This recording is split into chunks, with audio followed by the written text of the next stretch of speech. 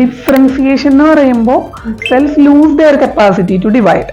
Okay, അപ്പൊ ഏതാ വരിക? പെർമനന്റ് ടിഷ്യൂസ് അങ്ങനെ ഉണ്ടാവും, അവർ മച്ചുർ ആവുന്നു, ഫങ്ഷൻസ് ചെയ്യുന്നു. അപ്പൊ പാരൻകൈമ കോളൻകൈമ ഒക്കെ എന്താണ്? ഡിഫറൻഷിയേറ്റഡ് ആണ് കേട്ടോ. അപ്പൊ മെരിസ്റ്റംസ് അൺഡിഫറൻഷിയേറ്റഡ് ആണ്, പാരൻകൈമ കോളൻകൈമ ഒക്കെ ഡിഫറൻഷിയേറ്റഡ് ആണ്. ഇനി ഏതാ? Dedifferentiated. അപ്പൊ ഡി ഡിഫറൻഷിയേറ്റഡ് എന്ന് പറയുമ്പോൾ ഓൾറെഡി പെർമനന്റ് ആയിട്ടിരിക്കുന്ന tissues they regain the capacity to divide, അതായത് ഒരു സെക്കൻഡറി മെരിസ്റ്റംസ് ആയി മാറും. ഏതൊക്കെ വരിക? കോർക്ക് കാമ്പിയം, ഇന്റർ അല്ല, ഇന്റർ ഫെസിക്കുലാർ കാമ്പിയം. കോർക്ക് കാമ്പിയത്തിന്റെ വേറെ പേരാണ് സെല്ലോജൻ എന്നും കൂടെ ഓർക്കുക. ഇനി കുട്ടികൾ എപ്പോഴും ചോദിക്കുന്ന ചോദ്യം ഏതാണ്? യെസ്, റീഡിഫറൻഷിയേറ്റഡ് ആണ്, അതായത് products of the differentiated layer.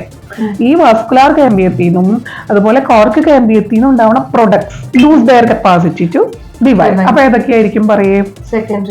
Oh very nice. Secondary medullary rays. അതുപോലെ പറയുകയാണെങ്കിൽ സെല്ലോയിഡേം, സെല്ലം, കോംപ്ലിമെന്ററി ടിഷ്യൂ എന്നൊക്കെ പറയാം കേട്ടോ. അപ്പൊ ക്ലിയർ അല്ലേ?